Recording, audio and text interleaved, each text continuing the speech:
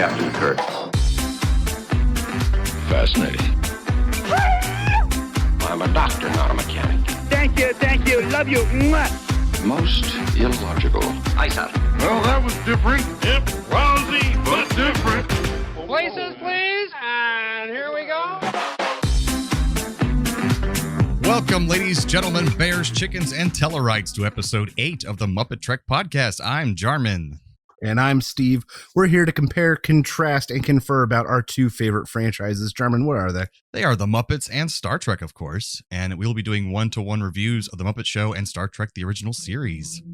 And this week, we have special Muppet Show guest Peter Ustinov and the original series episode, Miri. Yes, I always like when we say we have this special guest. It's like we had them on our show. It's fun. It's like they're here with us. I wish. Yeah. He was fun. Yeah. So tell us about who is Peter Ustinov. Well, no, it's the feedback, man. Oh, some feedback first. That's right. We have feedback. We have 2 episodes worth of feedback to catch up on. So for episode 6, we had 2 responses on YouTube. One from Trap Country.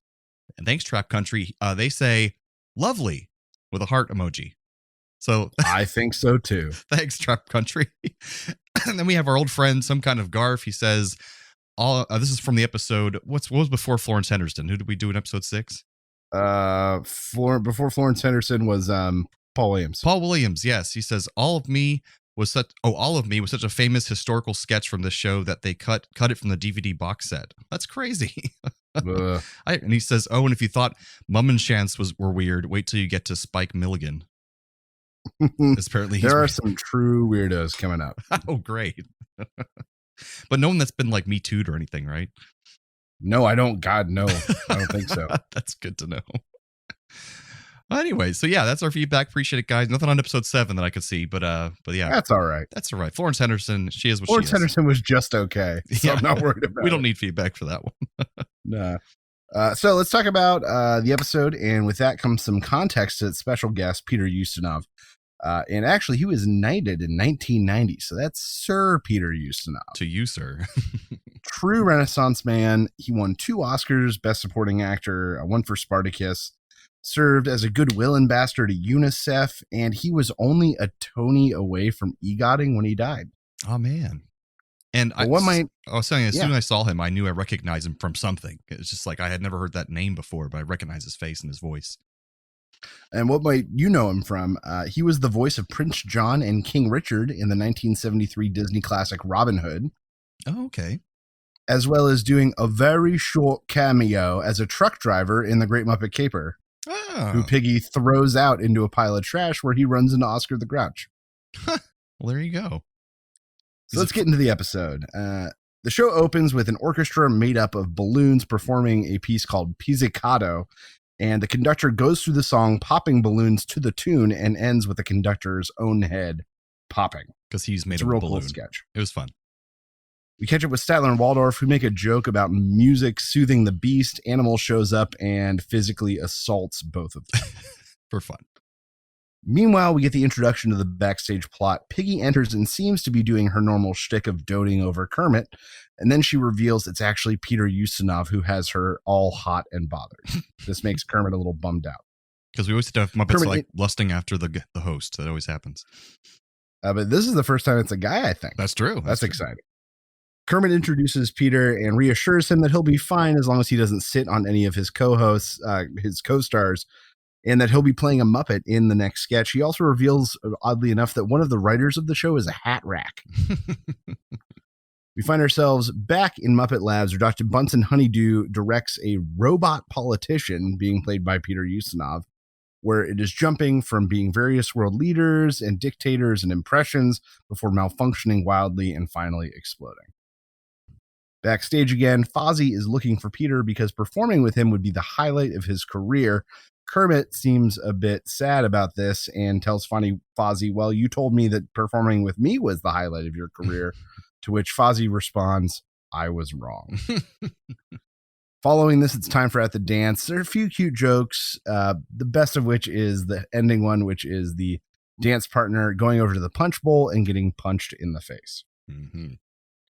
After this, Sam the Eagle takes the stage to introduce 2 esteemed professors being played by Fozzie and Peter, who tell this really long, drawn-out story that is all a huge lead up to the punchline, a Benny shaved is a Benny earned. Oh, it's a long walk to get there, but man, it is a long walk to get there. They do not tell jokes like this anymore for a reason.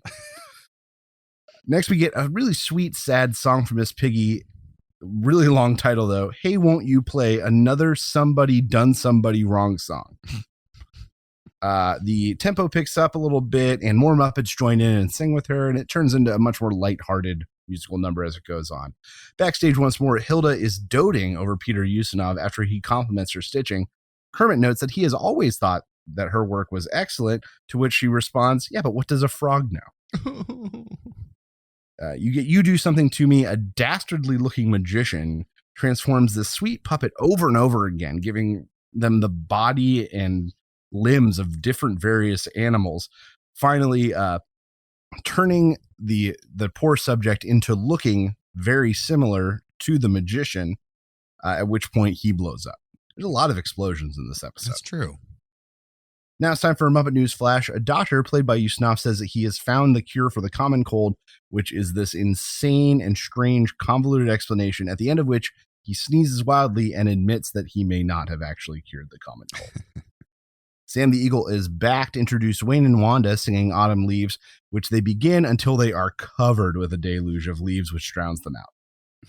Next, it's time for the panel discussion. Peter plays a Freud-esque German psychiatrist who is continuously misunderstood by the other guest, leading to great consternation by Kermit. Psychiatry. Backstage, one last time, Scooter asks Kermit if he can get Peter's autograph for him, saying he wants to grow up to be just like him. Kermit mentions to Scooter that he used to say the same thing about him. Scooter ends with another, I was wrong. And then the really sad, mean kind of line, would you want to grow up to be an international star or grow up to be a frog? Also, you skip the Statler and Waldorf losing his contact. Oh, yeah. There's a callback to 70s contacts, like hard contacts. Made out of glass. Yeah, it's terrifying. This leads to the final number where Kermit goes out on stage and laments being green. Arguably the most iconic musical number from all of season one. We find ourselves at the closing of the show. Kermit laments to Peter that he has been jealous of him. Peter reveals that he's jealous of him because he always wanted to be a frog. Peter does his best-ish Kermit impression, saying, we'll see you next time on the Muppet Show. And that's the end of the episode. Yes, indeed. So let's talk about the music of this episode. All right. Yes. So Pizzicato, it's actually an excerpt from a ballet. You've heard it in a Looney Tunes at some point in your life. Mm-hmm. The ballet is called Sylvia. It's by a French musician from the mid to late 1800s called Leo Delibes. And he's actually credited with being a pioneer of modern ballet in that he was one of the first to put much more emphasis on the music, making it more than just an accompaniment to the dance. The song, Hey, Won't You Play Another Somebody Done Somebody Wrong song. Ugh, what a name. Co-written by two guys, Larry Butler and Chip Moman. Chip Moman actually produced records for a ton of big names, including Elvis, Willie Nelson, and Petula Clark. He also produced the first album for the supergroup The Highwaymen, which was a country super mega group made of Chris Christopherson, Johnny Cash, Waylon Jennings, and Willie Nelson. That's right. Of them, Chris Christopherson hosted The Muppet Show later on. Johnny Cash hosted The Muppet Show later on. Very cool. And Waylon Jennings is the trucker from Follow That Bird who sings Ain't No Road Too Long. Oh, I love that one. It's great. Ain't no road too long. And then Willie Nelson started an episode of the 2016 Muppet television show where he performed On the Road Again with the Electric Mayhem. So all four of them went on to do major stuff with the Muppets. What are the odds? You Do Something to Me is a song that actually was begun to be performed by Wayne and Wanda in the Paul Williams episode. But then, of course, they got stopped as usual. And you finally get the full song here, which is really cool. After that, there's Autumn Leaves, which the only connection to this is that I once sang this on stage for a theater production I was in. What theater production? A show called The Lohman Family Picnic, which is kind of like a sad, goofy musical version of Death of a Salesman. Right. Eddie Lohman, yeah. Yeah, but at the end, it's the husband apologizing to the wife for like physically assaulting their children and then holds her while he sings this as blackout hits. It's real sad and dour. And then Being Green, super iconic, written in 1970 by a guy named Joe Raposo, who composed a ton of the original music for Sesame Street, including the songs, like C is for Cookie, Main Sesame Street Song, and Sing, which all became kind of standards. Kermit performed it a few times in Sesame Street and then twice on The Muppet Show, once in this season and then again in the second season. I thought so, because I thought I'd seen him sing this somewhere else before. Oh, he sang this, as at Sesame Street multiple times. He sang it on tons of talk shows and guest spots. But this was the first one? No, the first one would have been on Sesame Street, 1970, I believe. Gotcha. Some fun facts. The Hat Rack receives a writing credit at the end of the episode. The song Hey Won't You Play Another Somebody Done Somebody Wrong song is a rare season 1 occurrence of Frank Oz singing both the parts of Fozzie and Piggy in the same sketch. Wow. So, Jarman, what did you think of the Peter Ustinov episode? So, this is strange, but this is my favorite episode so far. I think he's the best host so far. Yeah. I think that's easy to say. Yeah. I was just like, he meshed so well. And I think it works better because he's such a talented actor.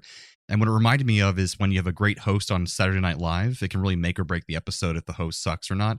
And oh, yeah. And you can tell like they probably collaborate more if they also have good writing skills, because Ustinov is also a writer and a director, and does all these impressions. And so it made the show really clip along really fast. There was no real slow moments except for the purposely slow song with Miss Piggy, but it had a point behind it. And even that picked up eventually. Yeah, exactly. And it wasn't slow in a boring way. It was slow because it was supposed to be.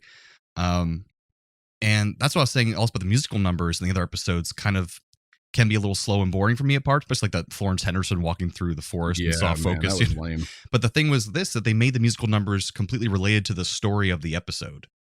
And so that made it just mesh a lot better. They weren't just standalone, meaningless musical numbers. You know what I mean? Yeah, I think it's funny that last episode you actually asked me, does every host sing? Yeah, and then this episode. And I said, we'd eventually get to one that doesn't. And this one, there was no singing from the host. And I really liked it. I absolutely agree. Peter Ustinov, I think I actually may have said this on one of the other hosts, that like you can't out-Muppet the Muppets. Mm-hmm. And Peter Ustinov is, I think, one of the rare hosts that out-Muppets the Muppets. He's just right along with them, at least. Their energy. Right, like he, when Kermit says, you're going to be a Muppet in this next sketch, he was not kidding. Yeah, and the great thing, too, I put this comment out that I like that Kermit says that anything could be a Muppet. It was like, for some reason, a touching moment when he said that. Because he's like, hey, anything could be a Muppet, And I was like, that's just a really cool kind of almost piece of lore in the Muppet universe, that like anything could be a Muppet. True. And it's a rare time where Kermit's actually talking about being a Muppet. And I thought that was interesting because I don't think that happens too often. And you're absolutely right again that this, I think, is the clearest and cleanest example of the A plot, B plot. Yes, it all worked together. Everything worked together. You got to see Kermit take a journey, being knocked down and down and down, and then the end number being him becoming okay with it and accepting himself. Yeah, was so good, and it's such a good flavor of, I think, what's to come. Yeah, this episode was just firing on all cylinders, and even that transformation musical number with the dastardly magician guy, those effects. That's great. Those effects were great. I was like, for the time, that was really impressive. For like this is a weekly show, right? Yes, okay. I believe so. Yeah, and that's just impressive for Sounds right. to get that on there. And also, who's the old New Yorker lady Muppet on the talk show segment? Oh, I don't remember her name. She doesn't show up that often, but she was really good. I liked her a lot. Yeah, so that's like the best talk show segment I think we've seen too. It was like coherent, stuck together. Oh my gosh, the panel discussions for me are so aggravating most of the time, but this is one of the times I really didn't mind it. Yeah. And then it caps off with It's Not Easy Being Green. I was just like, oh, I love this song. So it's really funny. Normally the talk spot is the make or break for me, and this episode didn't have one. However, they filmed one because there's publicity photos from it. Huh. And even the intro with our special guest star, Peter Ustinov. And the curtain opens and it's him in the talk spot with a bunch of Muppets, but it didn't actually occur in the episode. That's weird. And you probably would have been great. But photos exist. It did happen. It just got cut for whatever reason. Interesting. Well, But yeah, I have to say it's my favorite episode so far. It was just like, really entertaining. And I think it really, because it's the host meshed so well with the Muppets. It just really made sense. For me right now, I think it's this and Paul Williams. And that's only because I love the music in the Paul Williams one so much. Yeah, that was entertaining as well. It was good. And he meshed pretty well with Muppets too. All right. So, Jarman, I think that takes us to the original series. Star Trek Miri. So this is the shortest title of any original series episode, being only 4 letters long. So we have the Enterprise gets a distress call from a planet that looks exactly like Earth. And don't hold your breath because they will not explain that ever in the episode. All right. So they go down to investigate and they find it's abandoned and looks like it was frozen in time in the 1960s. But it looks apocalyptic, like it's been, hundreds of years or something since anyone's been around or maintained anything. And as soon as they get down there, they're basically attacked by a deformed man who's very strong but seems very childlike. And they fight him off, and he immediately has a seizure and dies. Shortly thereafter, they encounter this girl, Miri, like an adolescent age girl. And she says that the Grups, meaning grown-ups, killed the children and each other a long time ago before they died. This was sometime a long time ago. So shortly after that, the members of the crew that beamed down all start to develop these lesions on their body, like a rash, this bluish rash. And Miri tells them that that's what happens first when you get this disease that all the Grups got, and they start going crazy and killing each other. So the crew desperately tries to find a medical lab where they can get some research to figure out what happened so long ago. And they find out that over 300 years ago, humans were experimenting with a life-extending virus, but it went wrong and killed all the adults. And as soon as you hit puberty, if you're a child, you get the disease and go mad and die. And the virus was supposed to slow aging down to 1 month for every 100 years. So you'd only age a month every 100 years. And this makes the children that are currently there over 300 years old because there's no adults making new children. So these children have just been there for 300 years, barely aging. So from the beginning, it seems that Spock is immune because of his green blood. And he finds that the other crew only have about 7 days to live after they confer with the ship's computers from above. And they can't go back to the ship because they don't want to infect the rest of the crew. So during this whole time, Kirk is being really creepy weird with Miri, the adolescent girl, and trying to make her like him. So she starts developing... Yeah, it's a little weird. She starts developing feelings for Captain Kirk. And they're realizing that, she's basically becoming a woman, as they say multiple times. So she's basically about to go through puberty, so she'll be in danger soon of getting the virus herself. So we find that there's other children on the planet, and they're all also kind of led by this creepy kid named John, who looks like he's 35 years old, but he's supposed to be playing a kid. And he doesn't trust the Grups, the grown-ups. So he says, we need to take their communicators. They seem to be talking on these things. And it helps them, coordinate. So if we take their communicators, then they won't be able to coordinate. We can take them out one by one. Once they take the communicators, McCoy can't communicate with the ship to develop a cure for the virus. And then Miri starts to become jealous of Yeoman Rand, who's down on the planet, because she sees Kirk comforting her as she's starting to go insane and get the virus and everything. So Miri convinces the other children to kidnap Rand, which will then lure Captain Kirk to them so they can take him out. And these kids are really annoying and strange and dirty. So Kirk shows Miri that she too is starting to get the disease. He shows a little rash developing on her, so it convinces her to help him to get the communicators back and convince the children to get on their side. So she takes them to the other children who have Rand and the communicators captive. They first beat him up. They beat up Kirk. They start slapping him with like bats and that kind of thing and hammers and stuff, and he's all bloody and everything. But he finally convinces them to come back to the medical lab so he can help them, because he tells them they're going to run out of food soon. They're all going to be dead unless he gets their communicators back and gets a cure for the disease. So they go back to the lab, and he finds that McCoy is knocked out because he tried to cure himself without knowing if it was going to work because he couldn't talk to the ship. And he does start to heal, and they realize they now have the cure for the disease. McCoy did it all on his own without the help of the computer because McCoy's awesome. So they cure all the children. They go back to the Enterprise. They call Starfleet, which here they call Space Central because they're still figuring out the terms here for the show. Weird. And Space Central, or Starfleet, sends medical supplies, staff, and teachers to the planet to help raise the children who probably now live out a normal lifespan. So that is Miri. So a little trivia for Miri episode. This is the first of several parallel Earth plots in the series because they're contrived to save money for the alien sets, costumes, and makeup. So basically, if it's a parallel Earth, they can just have regular humans and it saves money. Makes sense. But they forgot to explain how it got there. It's just there. It's just there. A girl held by Kirk as he rushes into the lab with his newly recovered communicator is played by William Shatner's daughter, Melanie Shatner. So that little girl was his daughter. Although all the children on the planet die when they reach puberty, the guy who played John was Michael J. Pollard, who you've probably seen in a lot of stuff. He was 27 when the episode aired. And Kim Darby, who played Miri, was 19. So she looked younger. I feel so misled. I know. I thought, what a strapping 15-year-old boy. Who's 27 years old. But Michael Pollard is in a lot of stuff throughout the years, and he's actually 5'6", and he's very impish looking and strange. So he's played a lot of weird roles over the years.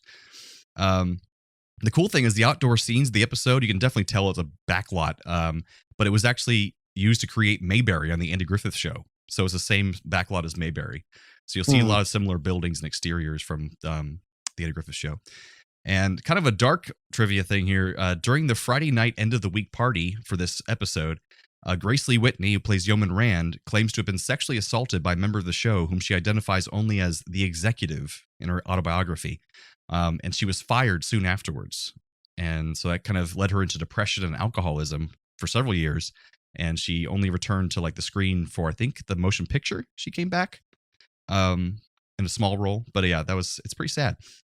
Yeah, I read up a little bit more on that. And apparently there were already plans to get rid of her for budgetary reasons. Or there were plans to get rid of someone for budgetary reasons. Right.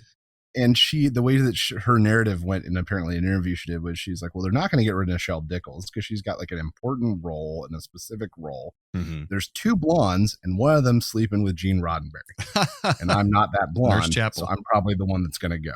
Wow. That's sad. It's really sad. It really is. And then the sexual assault, it just caps it off of just terrible. Because the worst part is I remember looking at the IMDb and seeing that she was only in 8 episodes and going like, man, but she's really good. She is really good. And they why, had like why is she only in 8 episodes? Whole story of like romance between her and Kirk developing and stuff, but it just doesn't go anywhere.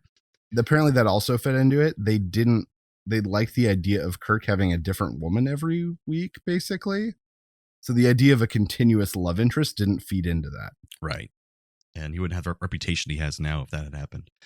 That's true. In a Star Trek novel, this is my last little trivia bit here, Forgotten History, Miri's homeworld is described as being an alternate version of Earth from a parallel universe which arrived in the primary universe as a result of a subspace confluence, whatever that means. It was eventually returned to its own universe by the same process in 2275, having been transposed with a Vidala planetoid from the same universe. Whatever the hell that means. And that's in a book? That's in a book. So that's the only place they've explained where this planet came from. Well, good. It makes perfect sense now. Oh, now I get it. I can rest assured. So, after all that, what did you think of this episode, Miri? Things that I really liked. I liked that the kids effectively became the antagonists. I didn't see that coming at the beginning, and it was a nice turn. That's true. In that they were the victims, but they were also their own worst enemy. And I really like that. I liked the drive of the disease. It gave a clear countdown.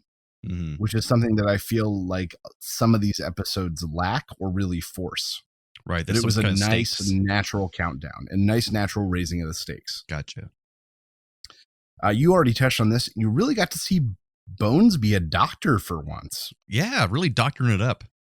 Versus normally he's just kind of struggling to rationalize weird space magic. It's actually very accurate. Things I didn't like as much. While the premise was really good, I'm with you. I'm not sure it needed to be an identical Earth other than just to justify the sets they were using. Right. Like, it felt really forced. And then creepy Shatner with Miri was so weird. Yeah, what a weird, stupid angle for them to play with a kid. They should have done it where he treated her very fatherly, and then if she developed a crush, that would have been fine because he wasn't trying to do that, but he was full on like flirting with her. It was weird. Right. Like if she had like a schoolgirl kind of crush, and then right at the end of the episode, she gives him a kiss on the cheek. But if he hadn't responded that way, the ending would have been really sweet. When they're like, she loves you. That would have been sweet as opposed to like, oh God, get him away from that planet. Yeah, she loves you, Captain. This is weird. Stop it. I wish we had gotten a little bit more time to understand the disease. We only saw 2 examples, and they didn't really coincide in that one attacks Bones and then suddenly goes full mind of a child. despite the fact that we know that these kids hit puberty before this hits. So why was he acting like a 3 or 4-year-old? Yeah, I should have been acting like a 15-year-old or at least a 13-year-old. And then the other infected person we saw just attacks like a crazy savage and then dies. Yeah, he like hits her with this phaser on stun and she dies immediately. So it just, I wish, once again, I think this is my constant critique for these. I wish that they took time to make it clear what was happening. Right. Like clear what the actual stake was and what the actual mechanism was. That goes to a lot of the, you said like explaining the powers in other episodes, like with Charlie X and stuff. Right. Like what exactly are his powers? What exactly? They just don't go into details. Yeah, what can he control? I don't really understand, That's a problem with like the Marvel universe a lot too. They never fully explain the extent of what powers each Avenger has and that kind of thing. Like how strong is this guy compared to this other guy? Like, wait, when the hell could Thor do that? Hold on. Exactly. It's a common problem. So yeah, those are the main things I didn't like that much. But that being said, it was still a very enjoyable episode. The kids were a bit much sometimes, Yes. and I understood what they were doing. They really did this Lord of the Flies kind of thing, which was cool. And they kind of lost their advanced language and went kind of tribal. But the issue is that, like the older kids didn't talk like that. Yeah. Only the younger kids talked like that. Why? The younger kids would emulate the older kids. The older kids weren't talking like that. Why would the younger kids talk like that? Lazy writing and directing, or just, not bothering with details. That, and then there was the kid with big teeth and a hammer that really just, there was something off about that kid. I don't trust that kid. He was like Jerry Lewis. It was like a child. Bam, bam, bam, bam, bam. Bam, bam. Okay, kid, calm down. That's hilarious. Yeah. All right, I got some Trek connections for this episode. Beautiful. All right. Okay, this one's a bit of a stretch, but it's still interesting. Shatner played Two-Face in a 2017 animated Batman film. Huh. And Peter Ustinov served as a Batman in World War II. And I had to look this up. Batman was the term for an assigned orderly to a commissioned officer. Huh. So like ran notes, took messages, attended meetings. That was a Batman. I've never known that before. Yeah, I never knew that either. Mission Impossible with featured Leonard Nimoy was actually inspired by the film Tokapi, which Ustinov won his second Oscar for. Well, look at that. Yeah. And Michael J. Pollard, who played the kid leader, was in a 1997 TV miniseries version of The Odyssey, which the Jim Henson Creature Shop did effects for. Ah. Bam. And there are your Trek connections. Well, how you get these, but it's impressive. I really had, this one might have been my hardest digging I had to do. I like the Batman one. That's really funny. That was just so interesting that not only was Ustinov in World War II, but that he was a Batman, which is actually a position they've since retired. It doesn't exist anymore. Yeah, because they don't need servants for officers, basically. Yeah. It's kind of ridiculous. There's only so much tea one man can get. That disappeared with Downton Abbey. Everything is Downton Abbey. So similarities. I got a couple. So Yeah, hit me. Hit the first one. First one. Both talk about a cure for an ailment at one time. The cure for the common cold in the Muppet Newsflash. And then that was my first one too. Damn it. The cure for the disease in Miri. Yeah. So there you go. What's your other one? Scooter mentioned that he doesn't want to grow up to be a frog, just like the children don't want to grow up to be monsters. Fair. I went a little bit more cerebral like you normally do. So Peter Ustinov is the only adult human in a world full of people unlike him, childlike things, Muppets. Okay, yeah, I get on board with that. And the crew is in a planet with just children who aren't like them. They're in a strange land. This one isn't kind of a similarity, but not necessarily in structure or plot or anything. The monster who attacked Bones at the beginning and the wizard's assistant look eerily similar. They both have pinkish skin, ratty hair, and are both wearing pink tops. Fair enough. Mine's related to that creature as well. So a wild creature attacks some of the main characters in the beginning of each episode. Animal attacks Statler and Waldorf, and the crazy man attacks Miri. What a similarity. Man, so many similarities we keep finding between these shows. They're so alike. They're so alike. Only on MuppeTrek podcast. Only on Literally, MuppeTrek podcast. No one else is doing this. Oh God, what is that? Transporter malfunction. Transporter malfunction. So this is part of the show where we transport one character or actor from one of the episodes to the other episode. So my first one, I have Peter Ustinov replaces Jean, the creepy kid leader. I'd love it if they just had him and don't explain that he's like a 55-year-old man, just like he's. No, they should just maintain that he's still 13. Yeah, exactly. So that's my transporter actor number one. I said switch Peter Ustinov with the infected guy at the beginning, like attacks Bones, and then instead of doing the weird child thing, would do just a series of impressions as he struggled on the ground before dying and then exploding. And they had to be all like racist, like Chinese and Arabic, like you did in the episode. Right. And like Winston Churchill, and then boom. My other one is that Miri will replace Miss Piggy in this episode. Her love of Kirk is very similar, I felt, and Miss Piggy's love of Peter Ustinov. That's true. And equally inappropriate. Yeah, a pig should not love an old man. I mean, a man should not love a pig. I think that's the better statement here. It's illegal. I said take Bones and put him in place of the guest doctor on the Muppet News Flash, where he's, and we've heard you've made an amazing discovery. What is it? We've heard you've cured the common cold. No, we cured the common cold decades ago. What are you, a brute? And just cold ass Bones. I'm a doctor, not a medieval peasant. Perfect. So I think that brings us to the end of episode 8 of the MuppeTrek podcast. That's right. Join us next time for episode 9 of The Muppet Show with special guest star Lena Horne. And original series episode Dagger of the Mind. So from the lovers, the dreamers, and us, live long and prosper, everyone. Thanks for listening to the MuppeTrek podcast. Be sure to follow us on social media on Facebook and Twitter. Subscribe to us on Apple Podcasts, YouTube, Spotify, or your favorite podcast platform. This podcast has been brought to you by A Play on Nerds.